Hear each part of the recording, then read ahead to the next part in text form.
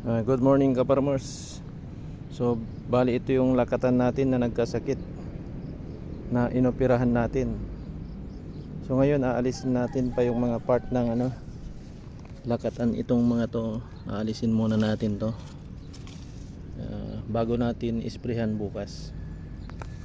So tuloy ang treatment.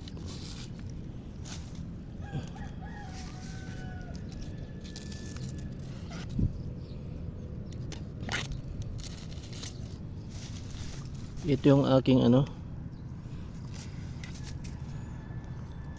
sinisaryan ito. Pinalabas ko dahil hindi na makalabas. Nagkasakit na yung pinaka mother na puno niya. Kaya bago ko isprehan, siguraduhin kung maalis tong mga part na may sakit. Yan.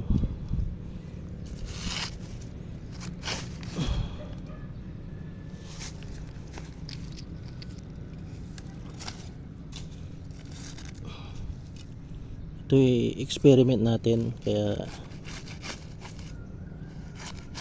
para sa susunod na taon alam natin ang gagawin natin sa mga may sakit na puno. So i-sprayan ko to bukas.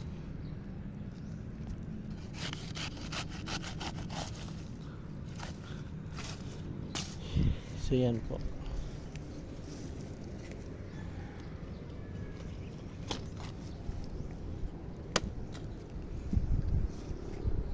Yan ka farmers. So nilinis ko muna bago ko isprehan bukas.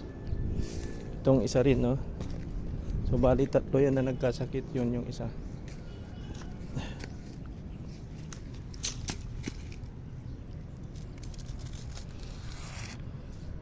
So alisin natin yung part na may may sakit.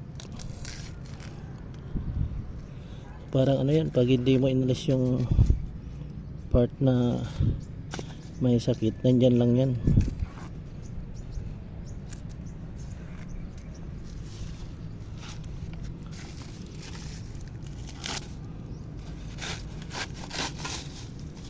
Kaya alisin natin para pag nag-develop na siya talaga, at least wala na yung part na may sakit. So i-sprayhan na natin to bukas.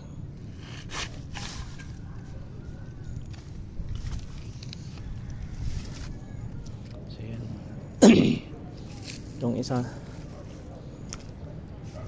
palabas pa lang tong isa. Ito.